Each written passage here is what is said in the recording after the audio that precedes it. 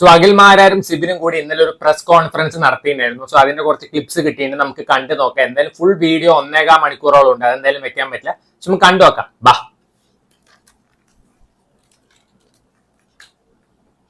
കഴിഞ്ഞ സീസണിൽ മുന്നിൽ വരാൻ നിന്നത് മത്സരാർത്ഥി ഞാൻ ആയിരുന്നില്ല. ഞാൻ ഭയങ്കര നെഗറ്റീവിലായിരുന്നു. വിഷ്ണു ആയിരുന്നു മുന്നിൽ വരാൻ നിന്നിരുന്നത്.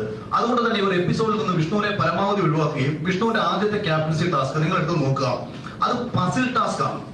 പസിലുകൾ അറേഞ്ച് ചെയ്യുന്നത് വിഷ്ണു അല്ല, അവർ അറേഞ്ച് ചെയ്ത് കൊടുക്കുന്ന പസിലാണ് വിഷ്ണുവിന്റെ മുന്നിലേക്ക് എത്തുന്നത്, അല്ലെങ്കിൽ ഒരു മത്സരാർത്ഥിയുടെ മുന്നിലേക്ക് എത്തുന്നത്.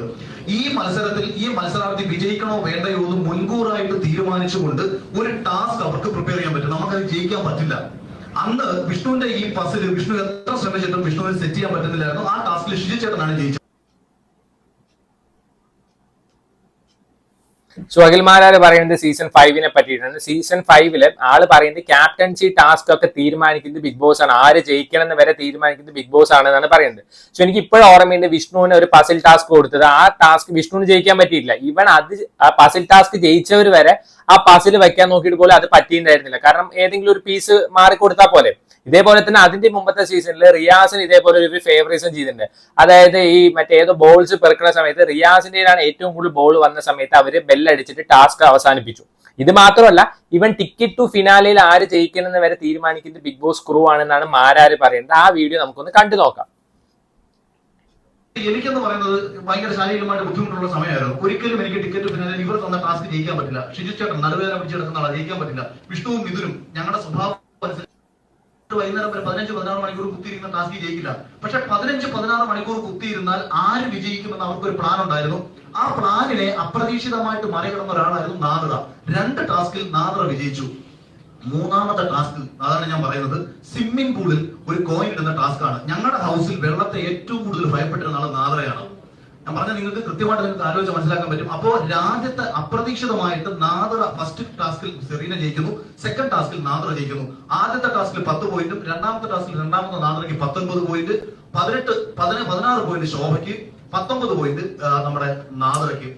അടുത്ത മൂന്നാമത്തെ ടാസ്ക് എന്ന് പറയുന്നത് നാദ്ര ഏറ്റവും പിന്നിലേക്ക് പോണമെങ്കിൽ നാദ്രയ്ക്ക് ഒരിക്കലും വിജയിക്കാൻ പറ്റാത്ത ഒരു ടാസ്ക് കൊടുക്കണം. കൊടുത്തത് സ്വിമ്മിംഗ് പൂളിൽ മുങ്ങിത്തപ്പി കോയിൻ എടുക്കുന്ന ടാസ്കാണ്. വെള്ളത്തിൽ ഇറങ്ങിയാൽ ഭയന്ന് വിറച്ച് നിലവിളിക്കുന്ന ഒരാളാണ് നാദ്ര.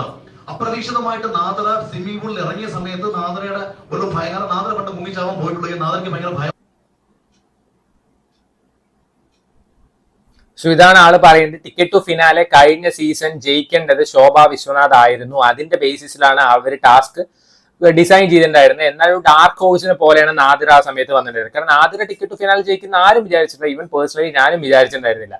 കഴിഞ്ഞ സീസണിന്റെ ഈ സീസണിന്റെ ടിക്കറ്റ് ടു ഫിനാലെ ടാസ്കുകൾ ഒന്ന് കമ്പയർ ചെയ്ത് നോക്കിയാൽ നമുക്കറിയാം. കഴിഞ്ഞ സീസണിലാണ് വെച്ച് 10, 16, 24 മണിക്കൂർ നമ്മളിങ്ങനെ നിൽക്കേണ്ടതും ഇരിക്കേണ്ടതായ ടാസ്ക് ആയിരുന്നു. പക്ഷെ ഈ സീസണിൽ എന്താണ് ചെറിയ ടാസ്ക്. കാരണം ഈ സീസണിൽ അവർ ഫേവർ ചെയ്യുന്ന കണ്ടസ്റ്റന്റ് ഇതേ ചെയ്യാൻ പറ്റുള്ളൂ. സോ അതാണ് മാരാർ ഇവിടെ കറക്റ്റ് ആയിട്ട് പറയുന്നത്. ഇപ്പൊ സിബിനെ കുറെ പേര് ക്രിട്ടിസൈസ് ചെയ്യുന്നത് ഞാൻ കണ്ടിട്ടുണ്ടായിരുന്നു. പേഴ്സണലി ആള് മെന്റലാണ്, അതേപോലെ തന്നെ ആളൊരു കുട്ടിയെ ദ്രോഹിച്ചില്ലേ, അതായത് ജാസ്മിനെ ആള് ടോർച്ചർ ചെയ്തില്ലേ, അതിന്റെയാണ് ആൾക്ക് കിട്ടിയത് എന്നൊക്കെ. സോ അവിടെ ഒരാൾ പോകുന്നത് കളിക്കാനാണ്, അല്ലാതെ പെൺകുട്ടി ആൺകുട്ടി എന്നുള്ള വിവേചനം ജെൻഡർ കാർഡ് കാണിക്കാനൊന്നുമല്ല. അത്രയും പേടിയുള്ളവരാണെന്ന് വെച്ചാൽ വീട്ടിലിരിക്കണായിരുന്നു. എന്തെന്നടേ ഒരു ഇന്റർനാഷണൽ ഷോ എന്നിട്ട് പറയാണ് വുമൺ മെൻ ജെൻഡർ കാർഡ് എത്ര. ആ സിബിൻ വന്ന സമയത്ത് അല്ലാതെ ആ ഷോ എപ്പോഴാണെന്ന് കുറച്ച് എന്റർടൈനിങ് ആയിട്ടായിരുന്നു. സിബിൻ വന്നത് കൊണ്ട് മാത്രമാണ് ആ ഷോ കുറച്ചും കൂടി എന്റർടൈൻ ആയതും കൂടുതൽ ആൾക്കാർ കാണാൻ തുടങ്ങിയത്. എന്നിട്ട് ഇപ്പൊ മൊത്തം കുറ്റം അയാൾക്കും. സോ ഇവര് പറയണ്ടായിരുന്നു, അതായത് ഇവര് സൈക്കോളജി ടെസ്റ്റ് നടത്തിയിട്ടാണ് ആൾക്കാരെ എടുക്കുക. അപ്പൊ ആ സമയത്ത് നമ്മൾ പറയണ്ടായിരുന്നു നമുക്ക് പേടിയുള്ള കാര്യം എന്താണ്, അതായത് നമ്മുടെ ഫേവറേറ്റ് ആയിട്ടുള്ള കാര്യം എന്താണെന്നൊക്കെ പറയുന്നത് അവർ കണ്ടന്റിന് വേണ്ടി യൂസ് ചെയ്യും. അതാണ് ഇവിടെ പ്രൂവ് ചെയ്തുകൊണ്ടിരിക്കുന്നത്. ഇപ്പൊ നാളെ ഒരു കോമണർ എന്ത് ധൈര്യത്തിലാണ് അവിടേക്ക് കയറി ചെല്ലുക? അയാൾ പോണ സമയത്ത് മെന്റൽ ഹോസ്പിറ്റലിൽ ബെഡ് ബുക്ക് ചെയ്ത് പോണതായിരിക്കും നല്ലത്. കാരണം ആള് നല്ലൊരു പ്ലെയർ ആണെങ്കിൽ അയാൾക്ക് എന്തെങ്കിലും മെഡിസിൻ കൊടുത്തിട്ട് ആളുടെ മെന്റൽ ഹെൽത്തിനോ ഫിസിക്കൽ ഹെൽത്തിനോ ബാധിപ്പിക്കും അവര്. എന്നിട്ട് ആളെ പിടിച്ച് പുറത്താക്കും. തന്നെയാണല്ലോ എല്ലാ സീസണിലും നടക്കുന്നത്. സോ ഇനി ബാക്കിയുള്ള വീഡിയോ കണ്ടു നോക്കാം. തുടക്കത്തിൽ ഈ കഴിഞ്ഞ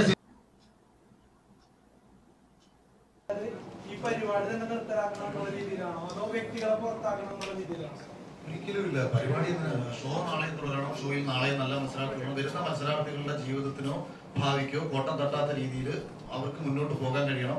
അതോടൊപ്പം തന്നെ ഈ ഷോയെ ഉപയോഗിച്ചുകൊണ്ട് മര്യാദകൾ കാണിച്ചുകൊണ്ടിരിക്കുന്ന ആൾക്കാർക്കെതിരെ നടപടി ഉണ്ടാവണം. അത് നിയമപരമായിട്ടും ഉണ്ടാവണം, ചാനലിന്റെ ഭാഗത്തും ഉണ്ടാവണം. ഇപ്പൊ ഇതിനു മുൻപ് എന്നെ വിളിച്ചിട്ട് ഒരു കക്ഷി ഒരു മധ്യസ്ഥന്റെ മുഖേന വിളിച്ച് സംസാരിക്കുകയും ഡിസ്നിയുടെ ഭാഗത്തു നിന്ന് എൻക്വയറി ഡിപ്പാർട്ട്മെന്റിൽ നിന്ന് എൻക്വയറി പോയിട്ടുണ്ട്. ഡിപ്പാർട്ട്മെന്റിൽ നിന്നും ചെയ്തിട്ടുണ്ട്. അതുകൊണ്ട് അഖില് ഇനി ഈ വിഷയത്തിനകത്ത് ഇടപെടണ്ട. പിന്നെ പെട്ടെന്നൊരു നടപടി ചിലപ്പോൾ അവർ എടുക്കത്തില്ല. കാര്യം അവരുടെ ഒരു വലിയ ബ്രാൻഡ് വാല്യൂവിനെ ബാധിക്കും. ഇപ്പം ഞാനും സിബിനും ഒക്കെ വന്നിരുന്ന് സംസാരിക്കുന്ന ഉടനെ ഇത്രയും തലപ്പത്തിരിക്കുന്ന രണ്ടുപേരെ പിടിച്ച് ചാനൽ പുറത്താക്കും വിശ്വസിക്കത്തക്ക വണ്ടരെന്നല്ല ഞങ്ങൾ. കാര്യം അങ്ങനെ വന്നാൽ ഞങ്ങളൊക്കെ വലിയ സൂപ്പർ സ്റ്റാറുകളും അവർ വലിയ ആരോപണ വിധേയമാകും. അപ്പൊ അത് പെട്ടെന്ന് ഉണ്ടാവില്ല. പക്ഷെ അത് കൃത്യമായിട്ട് അന്വേഷിക്കുന്നത് പറഞ്ഞപ്പോൾ ഓക്കെ. പിന്നെ അതിലൊരാളുടെ മകളുടെ കല്യാണമാണ്, ആ കുട്ടിയുടെ ഭാവിയും കൂടെ കരുതിയിട്ടുണ്ടെങ്കിലും ഒന്ന് ഓക്കെ. അങ്ങനെയൊക്കെ നമ്മൾ കേട്ട ഒരു മാനുഷിക പരിഗണനയുടെ ഭാഗമായിട്ട് അതോടൊപ്പം തന്നെ ഈ മാനുഷിക പരിഗണന സിബിന് ലഭിക്കണം.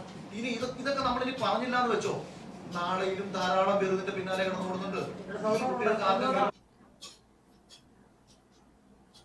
സോ ഇനി വരും സീസണുകളിലും ഇത് കണ്ടിന്യൂ തന്നെ ചെയ്യും. കാരണം നമ്മൾ എത്രത്തോളം പ്രതിഷേധിച്ചിട്ട് ഒരു കാര്യമില്ല. ബിഗ് ബോസ് മാറാനൊന്നും പോണില്ല. ഇപ്പോ ഈ സീസണിൽ അവരെ മാനസപുത്രിക്ക് കപ്പ് കൊടുക്കാൻ വേണ്ടി നോക്കിയിട്ടുണ്ടായിരുന്നു. എത്ര പേര് അതിനെതിരെ പ്രതിഷേധിച്ചു, പ്രൊട്ടസ്റ്റ് ചെയ്തു. എന്തെങ്കിലും ഒരു മാറ്റം ഉണ്ടോ? ഇതിപ്പോ പുതിയതായിട്ട് വേറൊരു കാര്യം കൂടി ഉണ്ടായിട്ടുണ്ടായിരുന്നു. ഇന്ന് ശ്രീധുവിനെ മിഡ് വീക്ക് എവിക്ഷന്റെ പേരിൽ ഔട്ടാക്കിയിട്ടുണ്ട്. സോ ശ്രീധുവിനെ ഔട്ടാക്കിയത് എപ്പിസോഡിൽ കാണിച്ചിട്ട് പോലും ഇല്ല. അപ്പോഴേക്കും തന്നെ ഹോട്ട്സ്റ്റാർ വോട്ടിങ്ങിന് ആളുടെ ആ പേരെടുത്ത് കളഞ്ഞു. അപ്പൊ ഇനി ആർക്കാണ് വോട്ട് പോവുക? ഡെഫിനറ്റ്ലി അർജുനാണ് വോട്ട് പോവുക. സെക്കൻഡ് പൊസിഷനിൽ അർജുനാണ് നിൽക്കുന്നത്. അർജുൻ ഫസ്റ്റ് വരണം. അവരുടെ മാനസപുത്രിയെ ജയിപ്പിക്കാൻ അവരെ അമ്മി ഉമ്മി നോക്കി, പക്ഷെ വോട്ട് കിട്ടുന്നില്ല. അപ്പൊ ജിൻഡോ ഒരിക്കലും ജയിക്കാതിരിക്കാൻ ഇനി അർജുനെയാണ് അവരെ സപ്പോർട്ട് ചെയ്യുന്നത്. അതിന് വേണ്ടിയിട്ടാണ് ശ്രീധുവിനെ എടുത്ത് കളഞ്ഞിട്ടുണ്ടായിരുന്നത്. ശ്രീധു ഒരിക്കലും ടോപ്പ് 15 പോലും ഡിസേർവ് ചെയ്യുന്ന ഒരു കണ്ടസ്റ്റന്റ് അല്ല. പക്ഷെ പറയാ അവരെ കളികൾ ഇങ്ങനെ നടന്നുകൊണ്ടിരിക്കും. കാരണം അവർക്കറിയാം എന്തൊക്കെ തെണ്ടിത്തരം അവർ കാണിച്ചാലും അല്ലെങ്കിൽ എന്തൊക്കെ തന്തയിലായ്മ അവർ കാണിച്ചാലും കാണാൻ ആളുണ്ട്. അടുത്ത സീസണിലും ഇനി കാണാൻ ആളുണ്ടാവും. അത് എന്ന് കുറയണോ അന്നേ അവര് നന്നാവും. പക്ഷെ ലാലേട്ടനെ ക്രിട്ടിസൈസ് ചെയ്യാൻ പാടില്ല. കാരണം ലാലേട്ടൻ വെറും ഒരു ആങ്കർ അല്ലേ എന്ന് പറയുന്ന ആൾക്കാരുണ്ട്. പക്ഷെ ലാലേട്ടനെ കണ്ടുകൊണ്ട് ഈ ഷോ കാണുന്ന എത്ര പേരുണ്ട്? അപ്പൊ ലാലേട്ടൻ ആ ഷോയുടെ ഒരു ക്രെഡിബിലിറ്റി എങ്കിലും ചെക്ക് ചെയ്യണ്ടേ. ഇനി റോബിൻ ഇതിനെ പറ്റിയിട്ട് എന്തോ പറയുന്നുണ്ട്. സോ അതും കൂടി നമുക്ക് കണ്ടു നോക്കാം.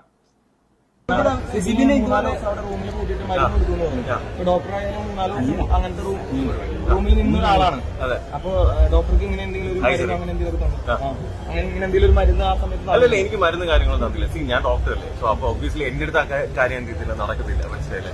പിന്നെ ഞാൻ പറഞ്ഞില്ല, എന്നെ ആ ഒരു 5 ദിവസം ആ സീക്രട്ട് റൂമിൽ ഇട്ടപ്പോ ഒബ്വിയസ്ലി നമുക്ക് 3ാമത്തെ ദിവസമൊക്കെ ആകുമ്പോൾ ആ റൂമിന്റെ അകത്ത് നമ്മളെ മെന്റലി തകർക്കുകയാണ്. പക്ഷെ എന്നിട്ടും ഞാൻ പറഞ്ഞതെന്ന് വെച്ച് കഴിഞ്ഞാൽ എന്നെ എത്രമാത്രം ദിവസങ്ങൾ നിങ്ങൾ ഇതിനകത്ത് ഇട്ടാലും ഞാൻ തിരിച്ച് ഇതിന്റെ വിന്നറായിട്ടേ വരത്തുള്ളൂ എന്ന് ആ സമയത്ത് ഞാൻ പറഞ്ഞിരുന്നു. അതൊന്നും നടക്കാതിരുന്നപ്പോഴത്തേക്ക് അവരെന്ത് ചെയ്തു, സിമ്പിളായിട്ട് പിടിച്ച് പുറത്താക്കി. സോ കഴിഞ്ഞു പോയ കാര്യങ്ങളൊക്കെ കഴിഞ്ഞുപോയി. ഇനിയുള്ളത് നമ്മൾ ഇനിയുള്ള കാര്യങ്ങൾ തിരുത്തുക എന്നുള്ളത് മാത്രമേ ഉള്ളൂ. സോ സിബിനാണെങ്കിലും ഇനി ഇതിൽ പലർക്കും ചിലപ്പോൾ ഇതേപോലെയുള്ള ബാഡ് എക്സ്പീരിയൻസസ് ഉണ്ടായിരിക്കും. അവർ എല്ലാവരും കൂടെ വിചാരിച്ചാൽ മാത്രമേ ഇത്. സോ റോബിന്റെ കാര്യം ഓൾമോസ്റ്റ് സിമിലർ തന്നെയായിരുന്നു. പക്ഷെ റോബിനെ നല്ലോണം ടോർച്ചർ ചെയ്തിട്ടുണ്ടായിരുന്നു സമയത്ത്. സോ റോബിൻ എന്തുകൊണ്ട് ആ ഒരു ഫിസിക്കൽ അസോൾട്ട് അക്യൂസ് ചെയ്തപ്പോൾ തന്നെ പിടിച്ച് പുറത്താക്കിയില്ല? സോ ഒന്ന് ആലോചിച്ച് നോക്കുക. ഒരു റൂമിന്റെ ഉള്ളിൽ 3-4-5 ദിവസം ഒരാളെ ഒരു കോൺടാക്റ്റും ഇല്ല. ഇവൻ TV പോലും കൊടുത്തിട്ടുണ്ടായിരുന്നില്ല.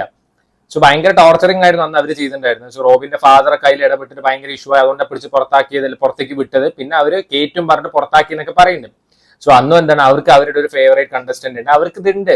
കാരണം ഏഷ്യാനെറ്റിന്റെ ഒരു ആള്, അതായത് ഇത്തവണ ശ്രീധു, കഴിഞ്ഞ തവണ നോക്കുമ്പോൾ റനീഷ, അങ്ങനെ എല്ലാ സീസണിലും ഏഷ്യാനെറ്റിന്റെ ഒരാൾ ടോപ്പ് 5 ടോപ്പ് 6 ഉണ്ടാവും. സോ ഇത് എന്തായാലും ഇനിയും